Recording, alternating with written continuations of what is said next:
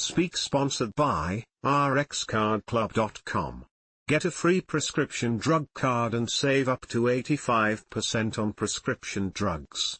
RxCardClub.com. What happens to your body when you drink protein shakes instead of eating meals? Protein shakes can provide more protein than some solid foods, but you can meet your protein needs without shakes by eating a variety of protein-containing foods. Protein shakes can help support muscle mass, especially when combined with strength training. Protein shakes may lack other essential nutrients found in balanced meals made with whole foods.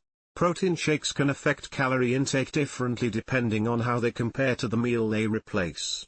Protein shakes may not be as filling as solid foods, though the composition of the meal/shake may be more important than the form. Protein shakes are best used as a supplement, not a routine meal replacement, unless directed by a healthcare provider. They can be appropriate for some individuals who have difficulty eating solid foods. RxCardClub.com. Get a free prescription drug card and save up to 80% on prescription drugs. Less than /speak.